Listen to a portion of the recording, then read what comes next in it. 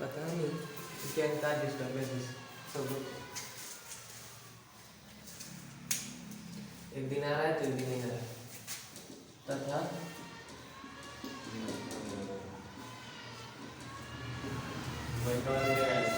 अंगूर का मूल्य बराबर बाई रुपये। अरे घरे छूट गया ठीक है मान लिया हम। उसके बाद प्रश्न से लिखेंगे। अब जो भी काम करना होगा आपको प्रश्न से करना होगा तो प्रश्न से लिख देंगे यहाँ पर और फिर प्रथम स्थान। देखो ये चीज आपको पता करनी होगी किसको हम x और किसको y नाम देंगे ठीक ना। प्रश्न से किसको हम x y नाम देंगे ठीक है। तो ये आपको थोड़ी सी बात समझनी होगी। अब देखो 2 किलो सेव है। 1 किलो सेव का दाम है 5 रुपए तो 2 किलो का 10 रुपए हो जाएगा। तो 1 किलो सेव का x रुपए है तो 2 किलो का 2x हो जाएगा ठीक है। तो 2x और प्लस 1 किलो अंगूर का तो y रुपए हो जाएगा और बराबर 160 रुपए। ये हो गया समीकरण ठीक है ना। और दूसरा शर्त में देखो बोलो 4 किलो सेव है तो वही तो 4x हो जाएगा। 4x प्लस अंगूर कितना है 2 किलो है तो 2y हो जाएगा और बराबर 300। समीकरण 1 और 2 मिल गया तो अब इसका सारणी बनाकर और उसके बाद ग्राफ बना लो बन जाएगा ना। देखो सारणी भी बना दे रहे हैं समीकरण 1 से ठीक है। ऐसे बनाएंगे यहाँ लिखेंगे x यहाँ लिखेंगे y। पहले समीकरण में x का मान क्या रखें बोलो 50 रखें तो y 60 मिल जाएगा ठीक है। आप समझो वो लोग बताओ बोलो। अब x का मान क्या ले 60 ले रहे हैं तो y का मान 40 ठीक है।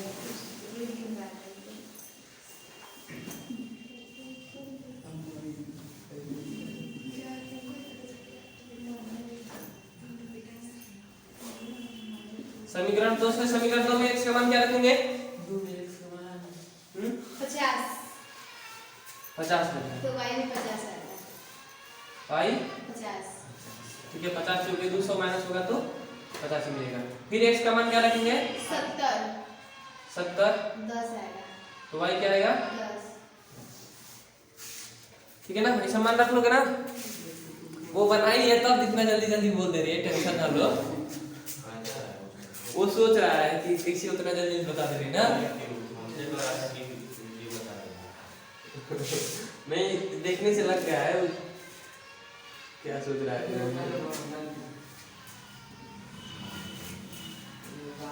कुछ समझ में आ रहा है नहीं आ रहा है अभी तो आया मतलब देख रही हो बोर्ड पर तो समझ में आ रहा है ना। उसमें हमको मूल्य नहीं पता था लेकिन हमने 160 रुपए दे रहे थे तो दुकान पर जाएंगे तो पूछबे करेंगे कि भैया कैसे दिला कि 160 रुपया हो गया है। तो वही मूल्य नहीं पता था तो उनको हम मान लिए कि x रुपए में दिया होगा सेब को और अंगूर को y रुपए में दिया होगा बस उसको मान लिया। उसके बाद प्रथम शर्त में दिया था कि 1 किलो सेब का दाम 5 रुपए है तो 2 किलो सेब का दाम कितना होगा 10 रुपए होगा ठीक है। आप तो अगर 1 किलो बादाम का दाम 11 रुपया है तो 2 किलो का 22 रुपये होगा। तो अगर 1 किलो सेव का दाम 100 रुपया है तो 2 किलो सेव का दाम कितना होगा सुनो 1 किलो सेव का दाम 5 रुपये तो 2 किलो का निकाले हैं 5 में 2 का गुणा किया ना तो 5 2 10 आया है। तो 1 किलो सेव का दाम 100 रुपया है तो 2 किलो सेव का दाम 102 का गुणा करेंगे 2x हो जाएगा तो 2x और 1 किलो अंगूर का दाम कितना है y रुपए तो ये y हो जाएगा बराबर 160। दोनों को योग करेंगे तो 160 रुपए दिए थे। ये प्रथम शर्त हो गई। दूसरी शर्त में 4 किलो सेव है सुनो 4 किलो सेव है तो 1 किलो सेव का दाम x रुपए है तो 4 किलो का 4x हो जाएगा। 4 में 1 से गुणा कर देंगे तो ये 4x हो गया। 2 किलो अंगूर है तो 1 किलो अंगूर का दाम y रुपए है तो 2 किलो का 2y हो जाएगा तो ये 2 है और दोनों का जब जोड़े मूल्य कितना हुआ तो 300 रुपए हम दिए। ठीक है, उसके बाद क्या होता है कि ग्राफ बनाना होता है, ठीक ना। 3.1 में अभी हम ग्राफ क्लियर रूप से आंसर निकाल रहे हैं। तो ग्राफ बनाएंगे और ग्राफ बनाने के लिए किसी भी सरल रेखा का ग्राफ बनाने के लिए कम से कम 2 बिंदु की जरूरत होती है। ठीक है, तो 2 बिंदु हम ले लिए। इसमें क्या करना होता है कि x और y, x का मान कोई मान लेंगे या फिर y का, और उससे x निकल जाएगा या फिर y निकल जाएगा। यहाँ पर इसमें हम x का मान 50 रखेंगे। ठीक है, समीकरण 1 से x जब 50 रख रहे हैं तो y हमको क्या मिलेगा 50 गुना 100। इस पर सॉल्यूशन करेंगे तो 2 into 50 होगा ना, और प्लस y बराबर 160। x का मान 50 मान रहे हैं तो x की जगह 50 रख देंगे। 50 गुना कितना हो जाएगा 100, और प्लस y बराबर 160। ये प्लस में तो इधर जाएगा तो 160 माइनस, तो y बराबर 60, y बराबर 60 लिख दिए। ठीक है, फिर x बराबर 60 रख रहे हैं तो x जब 60 रखेंगे तो 2 into 60 और प्लस y बराबर 160। 60 गुना 120 प्लस y बराबर 160, प्लस इधर जाएगा तो y बराबर 160 माइनस 120, तो y क्या मिल जाएगा 40। तो यहाँ पर 40 मिल गया। आप y का भी मान सकती हो अपने से। ठीक है, जरूरी नहीं है कि x ही मान हो, y का भी मान अपने से ले सकती हो। वैसे ही समीकरण 2 में हम माने हैं। ठीक है, x 50 रखे हैं तो y भी 50 आया है सोल्व करने पर। ऐसे x जब 70 रखे हैं तो सोल्व करने पर y 10 आया है, ऐसे रख के सोल्व करने पर। ठीक है,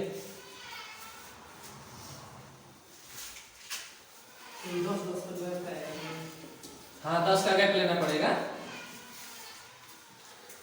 अब देखो इसका ग्राफ बनाएंगे, ये y होता है, ये x होता है, इधर माइनस x, इधर माइनस 1 2 कितना तक जाना है मैक्सिमम हमको इसमें 70 तक जाना है। तो 70 तक चारों ओर बना देंगे कि अच्छा लगेगा। ठीक है, चारों तरफ बराबर रहेगा। 10 20 30 40 50 60 70। ठीक है, फिर 10 20 30 40 50 60 70। 10 20 30 40 50 60 70। 10 20 30 40 50 60 70। माइनस वाला ज्यादा केयर नहीं देना है क्योंकि सब प्लस में ही आया है। ठीक है, x 50 रखे हैं तो y 60 आया है। ये बिंदु कहाँ मिलेगा, x 50 कहाँ है 2 2 4 1 5, यहाँ पर 50 है। और y इसके सीध में जाएंगे ना, इसके सीध में जाएंगे तो y कहाँ आएगा 60,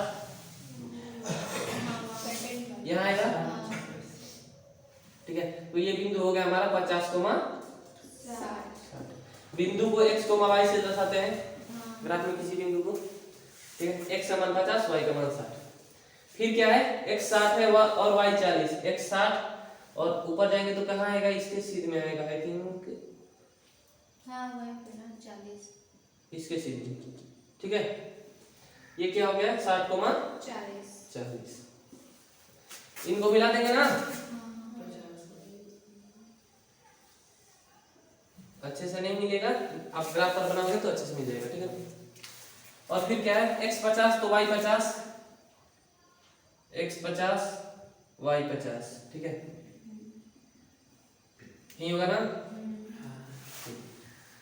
x 70 और y 10, x 70 y यही होगा ना। देखो इसको यहां से मिला देंगे,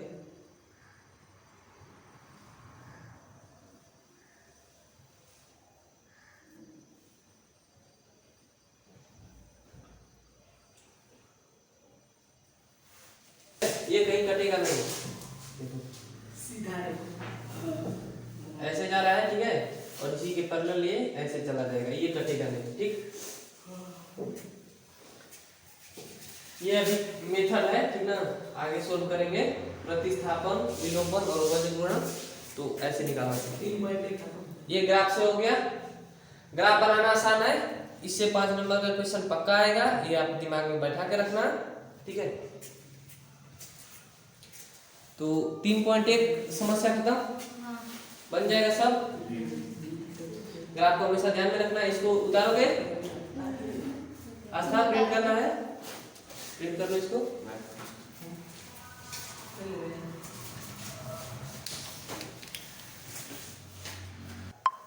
ए और बी का मान कोई भी रखकर हम निकाल सकते हैं, ठीक है। अलग अलग रैखिक समीकरण मिल जाएगा। हम यहाँ पर 2 समीकरण की बात करेंगे हर क्वेश्चन में। 3 प्रश्नावली का जितना भी क्वेश्चन हम करेंगे उसमें 2 समीकरण आपको मिलेंगे। तो जब 2 समीकरण मिलेंगे तो दोनों के लिए एक ही रखेंगे तो वो तो सही नहीं है ना। 2 समीकरण मिलेगा तो दोनों का अलग अलग अंक होगा। तो हम मान लो कि दोनों समीकरण, पहला समीकरण देखो, पहला समीकरण को कह दे रहे हैं कि a1x + b1y + c1 = 0। कोई दिक्कत नहीं, ठीक है। बुक में दिया है। बुक से दिया है तो नहीं दिक्कत है कि मतलब प्रैक्टिकली दिक्कत नहीं है कोई, ये बताओ। नहीं, कोई भी संख्या हो सकती है। a2x + तो a2x + b2y c2 = 0। ठीक है, 2 समीकरण हमको ऐसा मिलेगा, इस रूप में मिलेगा। a1 b1 c1 a2 b2 c2 का मान कुछ भी हो सकता है। 2 समीकरण मिलेगा तो उनका ग्राफ भी 2 बनेगा, 2 रेखाएं मिलेगी। इसका ग्राफ क्या होता है? रैखिक समीकरण का ग्राफ सरल रेखा, सरल रेखा यानी कि सीधी रेखा, सीधी रेखा, ठीक है। ओके प्रिंस, बाद में लिख लेना, थोड़ा सा देखो। व्यापक रूप x + by + c = 0 होता है, ठीक है। हमको 2 समीकरण मिलेगा हमेशा, तो दोनों समीकरण को मान लिए कि a1x + b1y + c1 = 0 रहा होगा, और दूसरा समीकरण जो a2x + b2y + c2 = 0 रहा होगा, ठीक है। सरल रेखा का ग्राफ रैखिक समीकरण का ग्राफ एक सरल रेखा होता है, यानी कि सीधी रेखा होती है। तो सीधी रेखा देखो, एक ये हो गई, एक 2 सीधी रेखा आपको मिलेगी।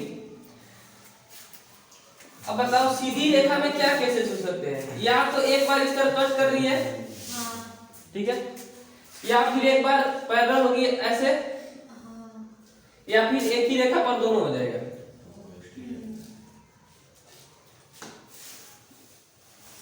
ऐसा होगा ना। ये 3 केसेस हो सकते हैं।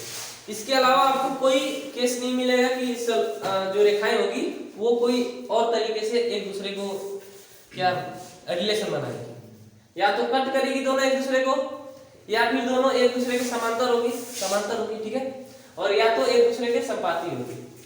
इसे बोलते हैं प्रतिच्छेदी रेखा, प्रतिच्छेदी रेखा, ठीक है। इसको क्या बोलेंगे?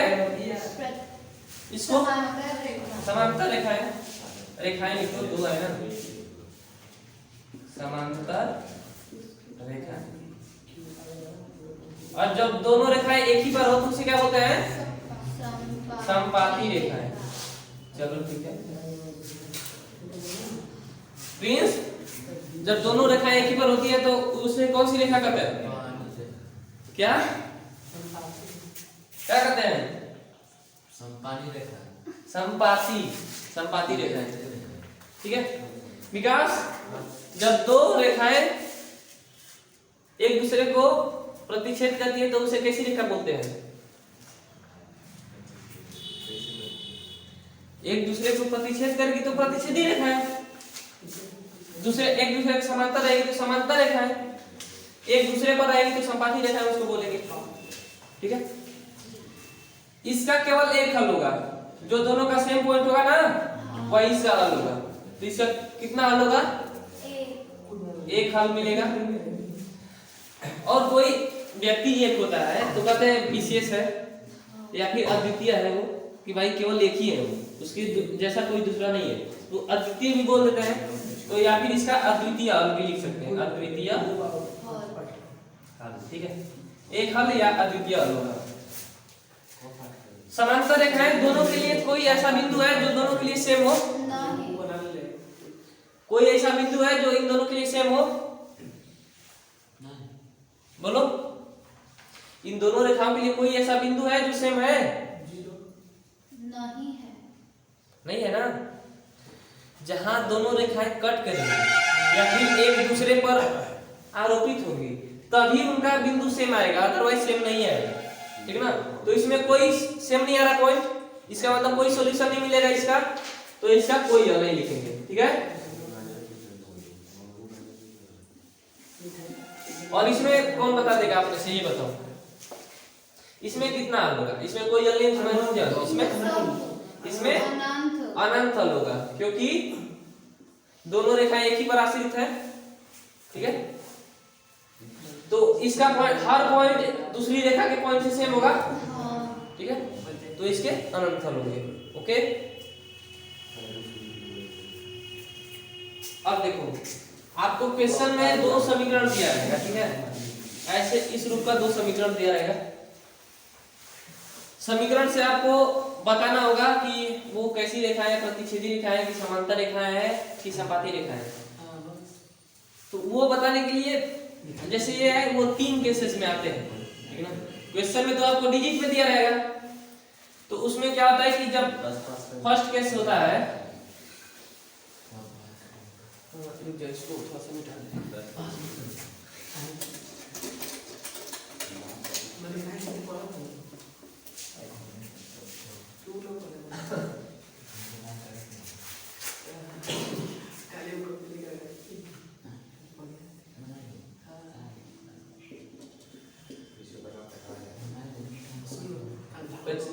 छेदी रेखाएं हैं ये।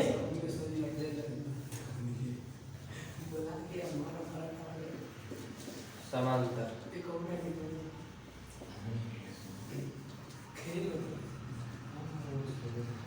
कोई हल नहीं, एक हल या अद्वितीय। इसको हल्के में ना लो, इसको याद रखे रहो। ठीक है। इसका हर जगह पूरा क्लास जितना 3 एक्सरसाइज का क्लास चलेगा सब क्लास में इसका यूज है। ठीक है। एक हल 3.1 3.2 3.3 3.4 3.5 3.6 तक। ठीक है। सब में इसका यूज है। देखो पहला केस क्या बनेगा, जब दो ऐसा समीकरण दिया हो तो a1 by a2 is not equal b1 by b2। ठीक है।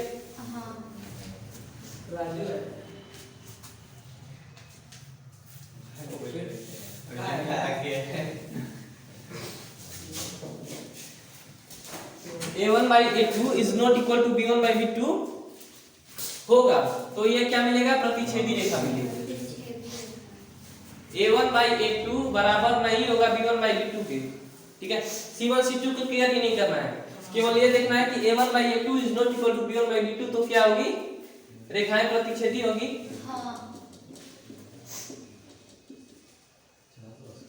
प्रतिच्छेदी। ठीक है। अद्वितीय हल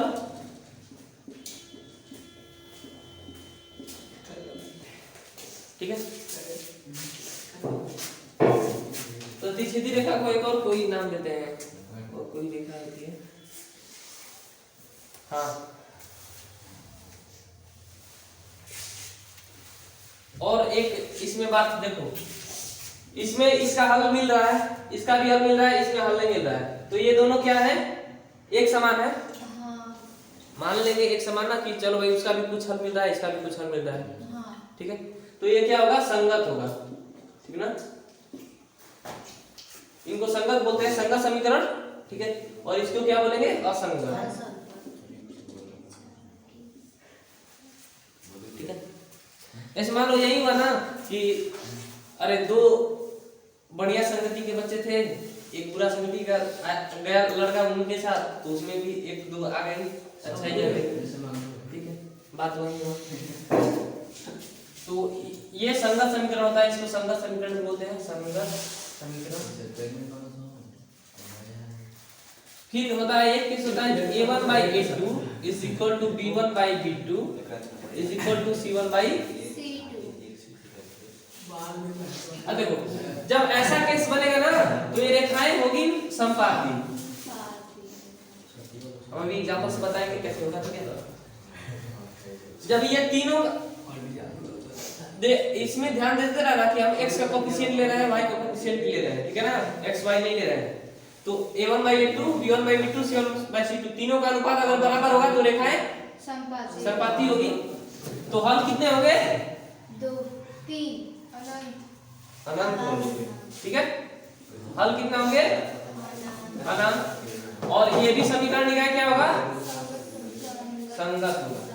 आपको ऐसे एमसीक्यूज में आ सकते हैं, ठीक है, कि a1/a2 बराबर b1/b2 बराबर c1/c2 है तो समीकरण निकाय कैसा होगा? संगत, असंगत या इनमें से कोई नहीं। चार ऑप्शन रहेगा फिर संगत होगा, ये संगत हो गया, ठीक है। तीसरा केस एक मिलेगा आपको कि a1/a2 बराबर है b1/b2 के, ठीक है, अब बराबर नहीं है c1/c2 के, ठीक है। इस केस में क्या मिलेगा? समांतर रेखा मिलेगी। रेखाएं कैसी होगी? समांतर। इनके हल कितने होंगे? कोई नहीं, कोई हल नहीं, ठीक है, जीरो नहीं लिखेंगे, कोई हल नहीं लिखेंगे, ठीक है। और समीकरण निकाय क्या है? असंगत। असंगत। इतनी बातें आप दिमाग में रखोगे तो आपका सारा क्वेश्चन इस रिलेटेड जितना भी क्वेश्चन आएगा आपका हो जाएगा। इसको लिखना है, लिख लो। और इसको क्या नाम देते हैं? एक और नाम इसको देते हैं, ठीक है, इसको और नाम देते हैं अविरोधी समीकरण युग्म, ठीक है। नाम याद रखना है और कुछ नहीं, ज्यादा कुछ नहीं।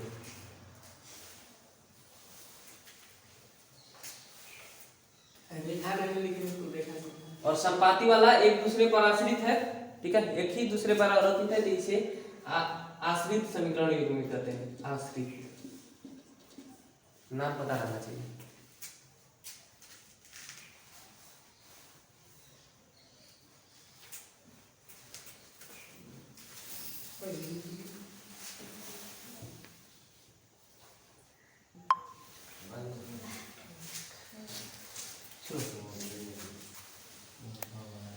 ऐसे जो भी लिखा होता है ना, कोई मान नहीं दिया हो तो ये सर्वसत्य होता है, यानी कि ये कभी भी परिवर्तित नहीं होगा।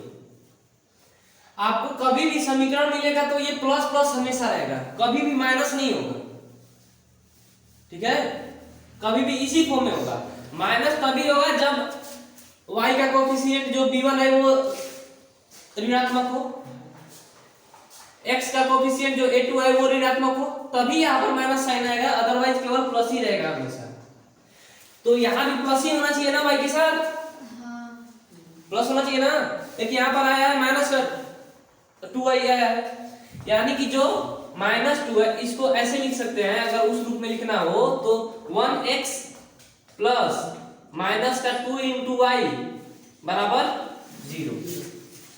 तो y का गुणांक क्या मिला? -2, और ये हमेशा प्लस के रूप में होगा, ठीक है। अब बताइए c1 बराबर यहाँ क्या है? 0, ठीक है, कुछ नहीं है तो 0। अब बताओ x यहाँ पर a2 क्या मिलेगा? 3 b2 c2 -20, ठीक है। हमको क्या निकालना है? a1/a2 b1/b2 c1/c2 निकालना है, ठीक है। a1/a2 पहले करेंगे, a1/a2 बराबर b1/b2 बराबर c1/c2। हमको अभी पता नहीं है कि रेखा कैसी है, ठीक है। a1 क्या है? 1, b1 क्या है? a2 क्या है? 3 बराबर b1 क्या है? -2 b2 क्या है? 4 c1 क्या है? 0 c2 क्या है? -20। ठीक है, यहाँ से 2 से कैंसिल हो जाएगा ये 2 बार में। फिर हमको नया जो मिलेगा वो क्या मिलेगा? 1/3 बराबर -1/2 बराबर 0। अब यहाँ से क्या समझ में आ रहा है कि a1 by a2 जो है वो b1 by b2 के बराबर नहीं है। यहाँ देखो, ठीक है, तो इसको इग्नोर करेंगे अब यहाँ से, ठीक है। a1 by a2 is not equal b1 by बराबर नहीं है। तो जब बराबर नहीं होगा तो ये समीकरण युग्म कैसा होगा? प्रतिच्छेदी। समीकरण युग्म कैसा होगा? संगत संगत होगा, या फिर अविरोधी समीकरण युग्म बोल सकते हो, ठीक है। संगत समीकरण युग्म या अविरोधी समीकरण युग्म, ठीक है। a1 by a2 का इसमें इसके लिए क्या है? a1 by a2 is not equal b1 by b2, ठीक है। रेखाएं कैसी होगी? प्रतिच्छेदी। प्रतिच्छेदी रेखाएं होगी। और हल कितना होगा उसका? केवल एक हल होगा, ठीक ना, एक हल मिलेगा, और जो कि अद्वितीय होगा। कैसा होगा? अद्वितीय होगा, ठीक है। सेकेंड वाले के लिए वैसे ही देखेंगे। a1 क्या मिलेगा बोलो? 2 b1 3 c1 a2 4 b2 6 c2 -18। ठीक है। इतना लंबा चौड़ा करने का कुछ जरूरत नहीं है, बस आपको समझ में आया इसके लिए किए हैं। अब डायरेक्ट देखो a1 by a2 1/2 आ जाएगा, आएगा ना, और बराबर b1 by b2 3/6, ये भी 1/2 आ जाएगा, और बराबर माइनस का 9/, ये भी 1/2 आ जाएगा। यानी कि रुक जाओ एक बार, ये किसको लिखते हैं? a1 by a2 बराबर है b1 by b2 के c1 by c2 के। तो ये समीकरण युग्म कैसा होगा? संगत होगा। इसके हल कितने होंगे? देखो समीकरण युग्म संगत होगा या फिर आश्रित होगा, मतलब दोनों सेम ही है, संगत समीकरण युग्म या फिर आश्रित समीकरण युग्म, ठीक है, कोई भी बोल सकते हो, जैसा ऑप्शन में रहे एमसीक्यूज में आए तो वैसा कर सकते हो। उसके बाद इनका हल कितना होगा? अनंत, क्योंकि रेखाएं कैसी हैं? इनका अनंत हल होगा क्योंकि रेखाएं समपाती है, ठीक है। वैसे इसके लिए करेंगे a1 क्या होगा बोलो? रुक जाओ, अब बोलो a1 क्या होगा? b1 2 c1